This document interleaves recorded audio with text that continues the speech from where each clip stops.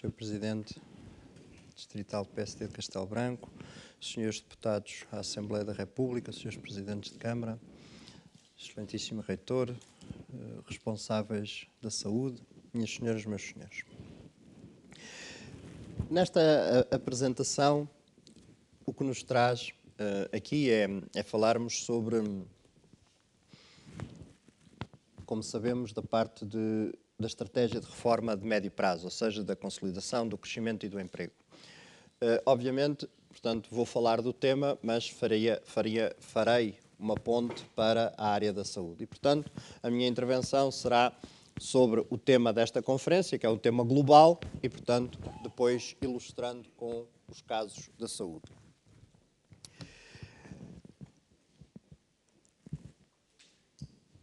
Em termos de enquadramento, já ouvimos, portanto, temos um ponto de partida extremamente difícil. Portanto, em 2011, não só tínhamos vivido uma década de estagnação económica, como sabemos, mas, por vezes, não estranhamos, não é? Quando estamos a equacionar se temos crescimentos à volta de 1%, de 0,9%, de 1,5%, está estimado para 2015, é um crescimento maior depois desta forte recessão do que de toda a década de 2000. Não é? Ou seja, vale a pena não perder a materialidade dos números.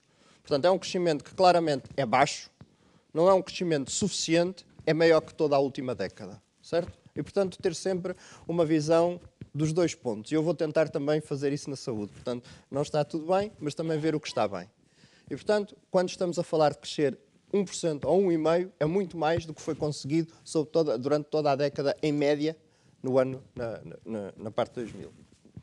Depois também uma dívida externa enorme, e que, pelas razões que já foram apontadas, e, de facto, o recurso a uma situação de um empréstimo negociado fora de condições totalmente normais. Bom, e na saúde? Na saúde, o panorama que nós tínhamos era de que, se as políticas não fossem corrigidas, o que nós teríamos era, claramente, o próprio Serviço Nacional de Saúde em risco. E a questão, muitas vezes, mas está em risco, isso é teoria ou não é teoria? Tanto não é teoria que alguns hospitais não só estavam em falência técnica, e, portanto, estamos a dizer que mais de 50% dos hospitais, em 2011, estavam em falência técnica. Por outro lado, vários hospitais, e não todos os hospitais, tinham ameaças de cortes de fornecimentos.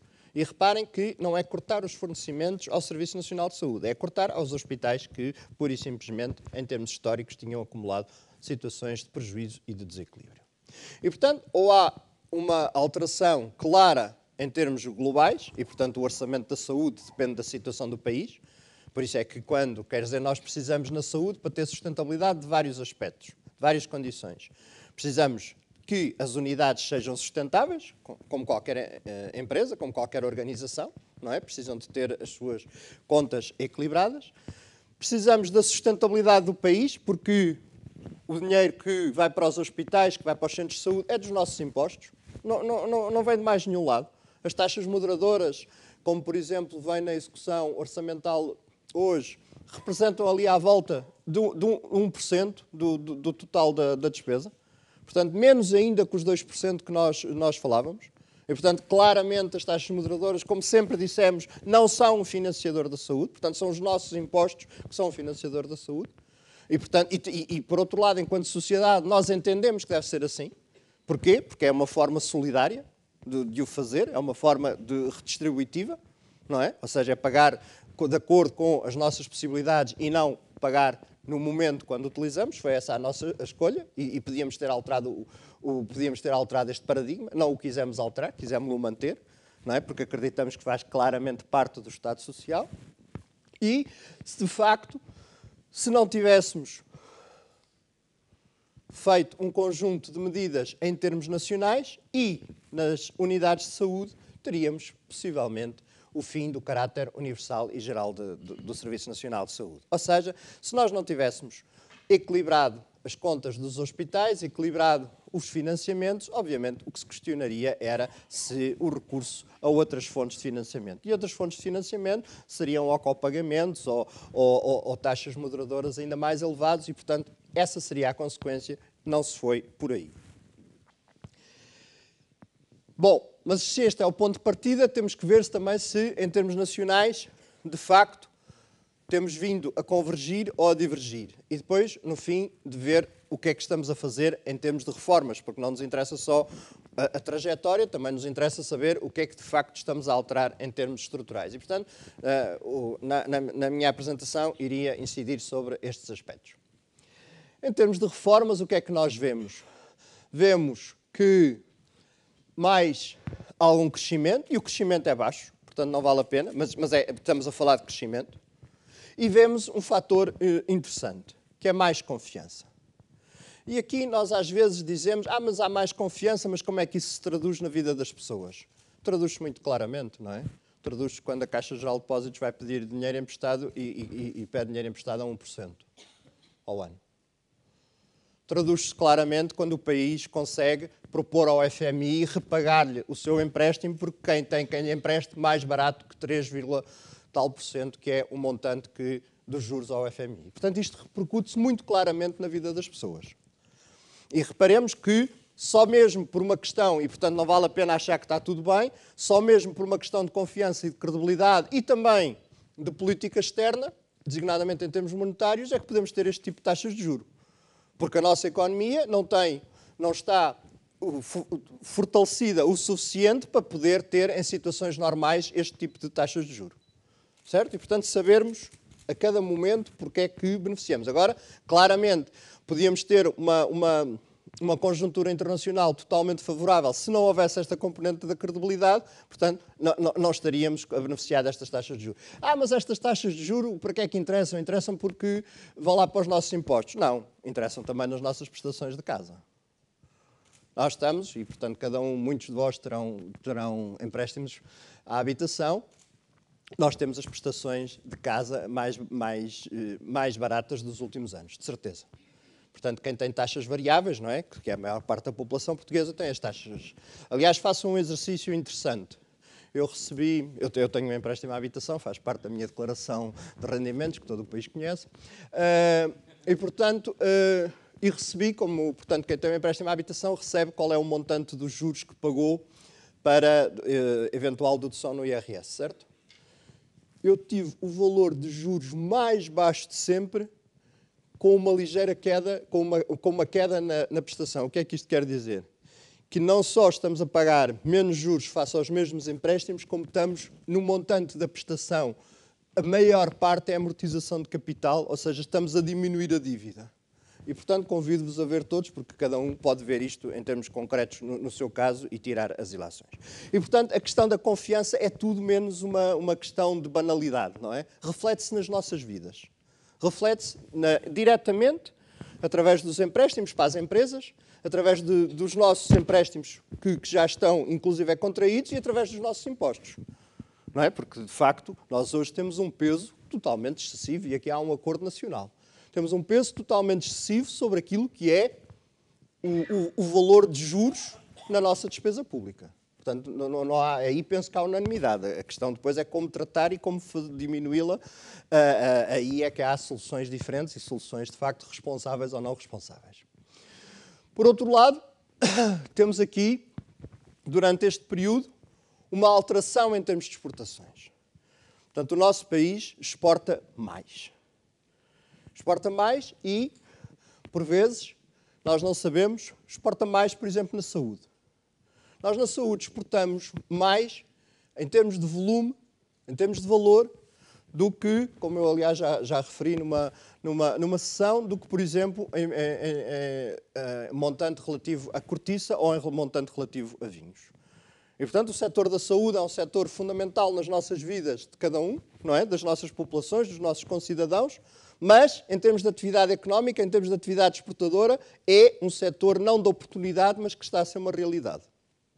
E, portanto, também vale a pena, quando nós olhamos para a saúde, saber o que é que podemos também retirar da saúde como um todo. E, portanto, reparem que o crescimento na área da parte farmacêutica, mas também na parte de dispositivos clínicos, é muito significativo naquilo que exportamos. E, portanto, não nos é indiferente ter unidades maiores que se tenham sinergias, que se juntem, que consigam investigar mais, que desenvolvam, ou termos unidades pequenas e dispersas. E, portanto, faz toda a diferença depois no que é a cadeia de valor. Depois, também, esta exportação que há na saúde é acompanhada por outra área bastante virtuosa da saúde, que é a parte da investigação. Nós temos hoje em dia o reconhecimento dos investigadores portugueses maior, eu diria, de sempre. Quer sejam investigadores portugueses no país, quer residam fora do país e na área da saúde. E, obviamente, isto é um trabalho de muitos anos, mas o que é certo é que nós, neste momento, temos não só investigadores que são premiados, que competem claramente em termos internacionais, nos fundos da União Europeia, com investigadores de todo o mundo, que são distinguidos também nacionalmente. Nós, para além, hoje em dia, dos prémios na área da saúde, para além dos prémios da Fundação Champalimau, que é o maior prémio da saúde, que é superior ao valor do prémio Nobel, temos prémios que a própria FLAD atribuiu há 15 dias de 400 mil euros para os nossos investigadores, para investigadores portugueses que tenham acordos com universidades americanas, ou prémios como, por exemplo, da Santa Casa da Misericórdia, prémios de valores de 250 mil euros. Eu só quero dizer com isto é que há um incentivo claro a esta parte da investigação, há um reconhecimento claro que a saúde também tem esta componente. Bom, depois temos, estas jornadas falam também de competitividade. E o que é que nós sabemos sobre a competitividade? Que, felizmente, no último ano, Portugal subiu vários degraus nos diferentes rankings de competitividade. E o que nós vemos é que, por exemplo, num dos rankings, Portugal ficou em 36º lugar entre 144 países, subindo vários lugares. Mas e o que é que nós vemos também em simultâneo? Vemos que a saúde puxa sempre o nível da competitividade do país para cima. Ou seja, vemos que em termos de saúde, quando comparamos com os outros países, não ficamos em 36º, mas, por exemplo, ficamos neste indicador em 26º. E, portanto, de facto, o nosso sistema de saúde, quando compara com os outros sistemas, fica acima e puxa o país para cima, felizmente. E já para não falar da própria taxa de mortalidade infantil, que felizmente diminuiu mais uma vez no ano passado. Depois, de facto, enfim, para além daquilo que foi falado, do que serão os aspectos positivos no rendimento disponível, e de facto as pessoas precisam de mais rendimento, as pessoas têm dificuldades e obviamente há um conjunto de desemprego elevadíssimo e, portanto, temos sempre que olhar para as duas coisas, mas o que é certo é que também há um rendimento disponível que em 2015 aumenta, pelos fatores que já foram ditos. E também há fatores que têm alguma menor pressão em termos de custos, quer sejam as prestações de casa, quer sejam os preços da gasolina, quer seja, felizmente, os preços dos medicamentos.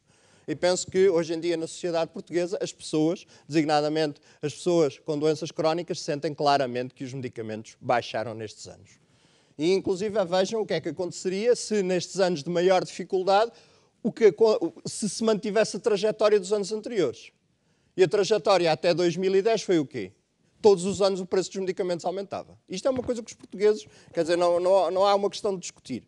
Não é? Ou seja, o que é que nós vimos de 2005, 2006, 2007, 2008, 2009, 2010? Sempre o custo dos medicamentos a crescer para as pessoas. O que é que nós vimos depois, precisamente durante a crise? O preço dos medicamentos a decrescer para as pessoas. Não é? As pessoas poderem ir à farmácia e pagarem menos. E, portanto, é uma opção política que foi tomada. Podia ter sido tomada outra. Por exemplo, o governo podia ter muito mais a preço da indústria farmacêutica multinacional. Não foi essa a opção, não é? Portanto, não foi ter o apreço dessas entidades. Foi, de facto, fazer com que os medicamentos ficassem mais acessíveis às pessoas e, sim, invertesse um ciclo. Bom, e também com uma aposta na equidade. E aqui há um disparate tremendo que é dito, não é? É que há cortes cegos, e designadamente cortes cegos na saúde. Os cortes foram tudo menos cegos na saúde. E, portanto, quando temos que falar de tudo. Certo? Da mesma maneira que, se calhar, gostaríamos de ter mais fundos disponíveis para, se calhar, contratar mais um conjunto de profissionais, para abrir mais camas de cuidados continuados, que são uma necessidade clara, não é? Ninguém discute a necessidade de abrirmos mais camas de cuidados continuados. Ninguém discute a necessidade de termos mais cuidados de enfermagem na comunidade.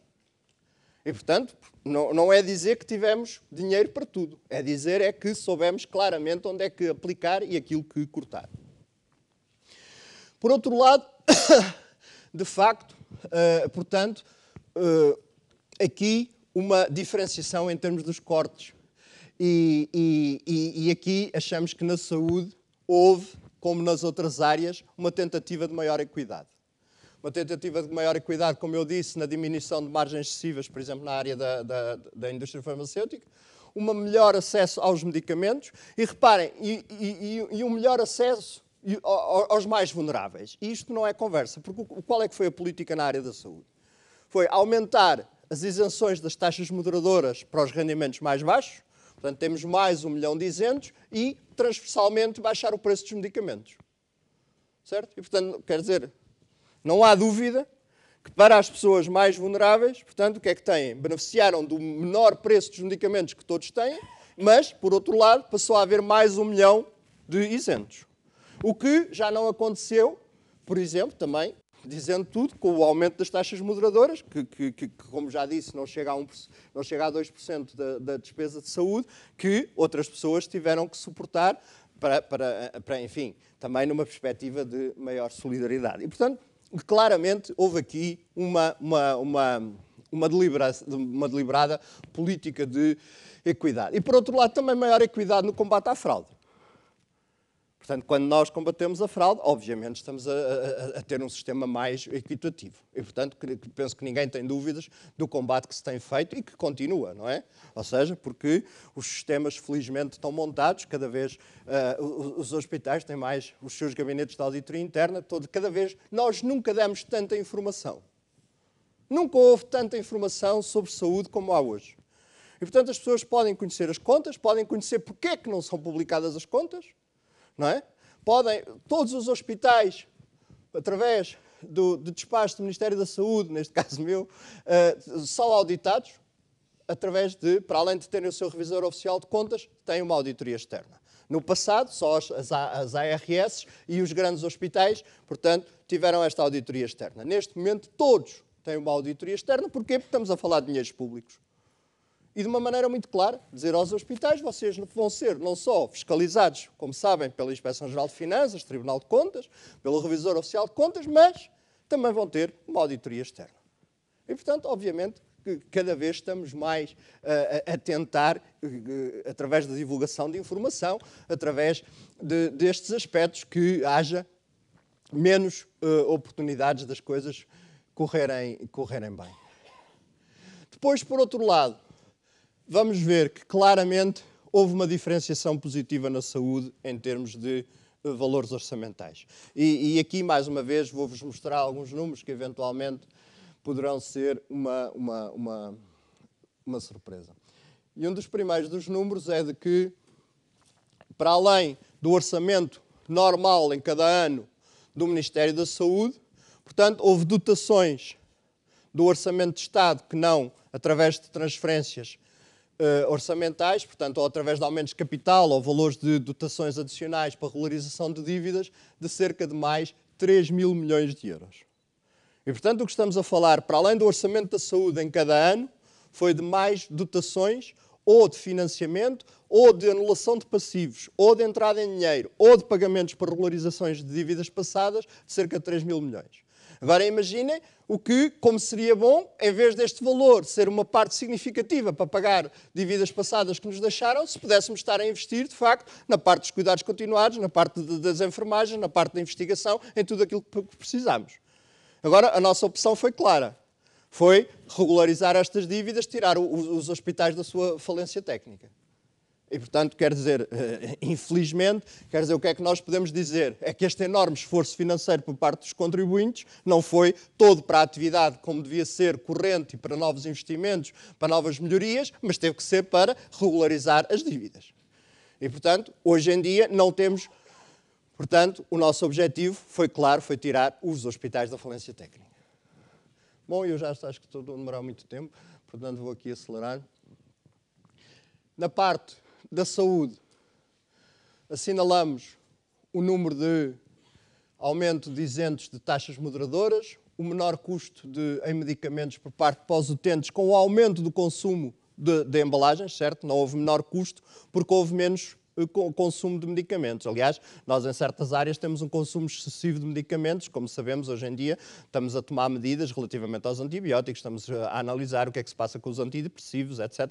Temos aqui um conjunto que temos que ver, porque não é bom o consumo de medicamentos aumentar indefinidamente, quer dizer, é bom que não haja uma diminuição de consumo num tempo de crise, não é? Ou seja, por as pessoas não terem acesso. Agora, não é bom que esse crescimento suba indefinidamente. Em termos de algo que é transversal à economia e que se aplica também ao setor da saúde, é o valor dos fundos estruturais. E, portanto, nós temos aqui uma oportunidade para as empresas, para a investigação, designadamente nos nossos hospitais, para aquilo que são verbas em termos de coesão. Ou seja, não há, digamos, um programa que diga saúde, não é? Agora, há programas, claramente, que apoiam a investigação, designadamente a investigação clínica, há programas que apoiam as iniciativas em termos de coesão, em termos de energias, etc. Ou seja, há muita coisa que se pode aceder. E nós temos aqui, por exemplo, estávamos há bocado a falar, ainda o Centro Hospitalar Universitário de Coimbra beneficiou o último equipamento para radioterapia, portanto, para efeitos oncológicos, a sua aquisição beneficiou do último quadro comunitário. Estamos a falar de um equipamento que custa à volta de 3 milhões de euros ou qualquer coisa assim. Não é? E, portanto, os fundos estruturais são, de facto, muito importantes nesta área também da saúde. Bom, na saúde o que é que... Há aqui um conjunto de aspectos que raramente é falado. Nós, por exemplo, nós não falamos das questões do aumento da transparência da saúde. As pessoas é muito mais importante o que é que se passa na urgência, ou o que é que passa na consulta, ou qualquer coisa. Mas depois achamos que temos outros setores da sociedade onde temos graves problemas de falta de transparência, onde temos graves problemas em termos de coisas que acontecem mal. Porquê? Porque, se calhar, porque não cuidamos destes aspectos de conflitos de interesses, de declarações, de maior transparência na atividade pública. E, portanto, este conjunto de aspectos é muito importante. Em termos por exemplo, da região, e portanto, para não falar do país, que seria fastidioso, nós, neste período, completámos, durante esta legislatura, acabámos de completar o conjunto de centros de reabilitação no país. Ou seja, tínhamos o Centro de Reabilitação do Sul, tínhamos o Centro de Reabilitação do Centro, tínhamos o Centro de Reabilitação do Algarve e conseguimos, portanto, abrir o Centro de Reabilitação do Norte. Conseguimos, neste período, abrir o novo edifício, basicamente, a nova estrutura do Hospital da Guarda. E, portanto, neste período, reparem, isto para além de termos inaugurado o Hospital de Lamego, para além de termos inaugurado o Hospital de Amarante, para além de termos inaugurado o Hospital de Loures, que obviamente, por exemplo, este e o de Vila Franca de Xira, que tão importante foi nesta questão da legionela, não é? E, portanto, alguns deles que são parcerias público-privadas e que, por isso mesmo, só começaram a ser pagas quando foram abertos. Não é? Ou seja, os hospitais, portanto, já estavam projetados, mas o seu pagamento efetivo dos nossos impostos começou a ser quando eles foram abertos. E temos aqui um quadro que vos chamava a atenção, portanto, que é aqui relativo aos hospitais, e temos aqui os presidentes das unidades e dos hospitais da região, e basicamente este quadro diz qualquer coisa como que, durante este período, houve aqui um financiamento adicional de 100 milhões de euros aos hospitais desta região. Através de regularizações de dívidas, 22 milhões, 25 milhões, 14 milhões. Através de perdão de passivos e através de aumentos em dinheiro. E há bocado estávamos ali a comentar quantas pessoas é que têm noção que na região, para além do orçamento normal da saúde, houve um investimento adicional, houve a disponibilização de fundos adicionais de 100 milhões de euros. E eu penso que surpreende quase toda a gente. E fizemos-lo conscientemente e estamos satisfeitos. Porquê? Porque estas unidades têm que funcionar, têm que dar resposta. Portanto, tinham que sair de situações difíceis em que estavam. E os que não estavam em situações tão difíceis têm que ter dinheiro para poder investir para o futuro. Agora, o que estamos a falar é 100 milhões de euros neste período, no período mais difícil, se calhar, da nossa democracia, não é se calhar, é de certeza, dos últimos 40 anos, neste período mais difícil, pôs-se 100 milhões de euros adicionais nestes três hospitais. Bom, em termos de prevenção, em termos de resultados nas diferentes áreas de saúde, há resultados que eu também gostaria de partilhar convosco, mas chamava só uma atenção para aquilo que são os valores diários, de quem contacta com o Serviço Nacional de Saúde. E por dia, o Serviço Nacional de Saúde tem cerca de 16 mil urgências, tem cerca de 160 mil consultas, faz cerca de 1.800 intervenções cirúrgicas e mais de 2.000 episódios de internamento. Ou seja, num dia normal, o Serviço Nacional de Saúde contacta com 160 mil pessoas. E num dia normal, o Serviço Nacional de Saúde faz 16 mil urgências. Num período destes, está a fazer às vezes mais 20%, mais 30%, como estivemos a falar com os presidentes dos hospitais, às vezes, neste período de excesso, chegamos aos 50%, noutros estamos até com valores semelhantes aos do ano passado, mas, para além deste número, temos o quê? Temos uma urgência diferente. Temos uma urgência que demora mais tempo. Porquê? Porque as pessoas têm mais idade, têm mais patologia, polipatologias, demoram mais a ser diagnosticadas e, sobretudo, demoram depois mais no internamento. Certo? Mas o que estamos a falar da realidade que o Serviço Nacional de Saúde todos os dias tem que dar resposta é a 160 mil contactos, dos quais 16 mil em situação de urgência. E, portanto, o que é de facto preciso assegurar que tudo isto funcione melhor. Não é? Que não haja problemas e é para isso que, de facto, os profissionais se esforçam e que ninguém tenha dúvida sobre a qualidade dos nossos profissionais. Eu não tenho nenhuma, nunca a tive, não tenho nos momentos bons e não tenho, sobretudo, nos momentos menos bons como estes. E, portanto, claramente, há razões, todas as razões, para termos confiança nos profissionais de saúde. Da mesma maneira que não posso deixar de estranhar, de sempre, independentemente de haver razões de crítica que pode haver e que há nos hospitais públicos, porque é que estamos sempre a criticar os hospitais do setor público. Não é? Quando são as pessoas que defendem o setor público. Não é? Portanto, há aqui sempre algo que parece estranho. Bom, também há aqui o número de reforços de recursos humanos na Guarda, em Castelo Branco, na Cova da Beira. Contratámos vários médicos, contratámos vários enfermeiros, se calhar ainda precisamos de mais. Ou seja, sabemos que temos ainda que atrair para aqui, para a região, mais médicos e, portanto, é muito importante, aliás, contarmos com a universidade. Não é? A universidade não forma os médicos, ficam todos aqui, mas obviamente que não é estranho, não é indiferente haver a universidade. A universidade é um fator que valoriza a região e valoriza a saúde na região. Mas não, esta questão aqui não está bem. A saúde não é o maior empregador do país, é a educação. A saúde é quem contrata mais pessoas no país. Não há ninguém que contrate mais pessoas, seja público, privado ou social, que contrate mais pessoas que o setor da saúde, que o setor público da saúde. Nós contratamos 1.840 médicos este ano, que são aqueles que acabaram o internato. Ainda contratamos mais médicos quando abrimos concursos abertos para o privado e o ano passado contratámos 1.000 enfermeiros e este ano temos que contratar muito mais. Enfim, têm aqui mais umas características dos diferentes hospitais. Também um aspecto que me parece importante realçar na saúde. Das poucas profissões na administração pública onde não houve uma redução em termos absolutos, aliás, um incremento em termos absolutos foi no número de médicos. Nós tínhamos cerca de 23.500 médicos, temos hoje cerca de 25.800. E não estamos a falar com os que contratámos em janeiro, porque isso tínhamos que comparar janeiro com janeiro. Portanto, temos um saldo líquido. São suficientes? Claramente não são suficientes em certas especialidades. Precisamos de mais médicos de medicina geral e familiar, mas o que é certo é que nós contratamos todos os que há. Precisamos de mais anestesistas, mas contratamos todos os que há. E vamos abrir, mais uma vez, concursos para, se houver disponíveis médicos no setor privado, para virem para o setor público.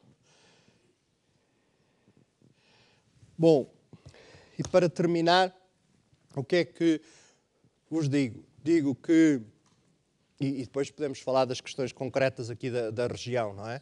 E dos hospitais e das unidades. Mas o que vos digo é que, com um ponto de partida muito difícil, com muitos problemas que existem hoje, portanto, não temos um cenário cor-de-rosa. Aliás, vários de nós esperamos não ter um cenário cor-de-rosa tão depressa. Com um cenário que tem problemas, que tem dificuldades, que tem uma atividade extremamente complexa, onde se gerem as maiores, reparem-se, estas 3 unidades não são das 3 entidades mais importantes da região, quer em termos de volume dos negócios, quer da sua atividade nobre, que é, obviamente, atender e prestar cuidados de saúde aos nossos concidadãos, mas também em termos do seu emprego, em termos do que recrutam, em termos do que investem e em termos daquilo que é a sua complexidade. E eu diria que não há, no distrito, não há nestes concelhos, entidades mais importantes nestes diferentes fatores que não apenas de prestação de cuidados em termos destas várias variáveis. E não há, de certeza, entidades que tenham que todos os dias fazer este número de urgências, este número de contactos com pessoas que têm dificuldades e quem lhes é preciso responder. Portanto, temos muita coisa a melhorar, mas também temos claramente que reconhecer o investimento que fizemos, no período mais difícil, os 100 milhões de euros que nesta região, nestes 3 hospitais, como houve outras regiões. Por exemplo, o caso da Península de Setúbal. Por exemplo, claramente o investimento foi elevadíssimo, como por exemplo no Algarve, como por exemplo no Hospital Guimarães, enfim, como por exemplo em hospitais em Lisboa. Portanto, há um investimento muitíssimo significativo ao longo destes anos. Precisamos de investir em certas áreas, precisamos de investir em equipamentos, designadamente em termos de renovação, em camas de cuidados continuados, porque temos uma população mais idosa, mais dependente, e porque sabemos que a saúde é essencial, em primeiro lugar, para as pessoas, para o bem-estar das pessoas.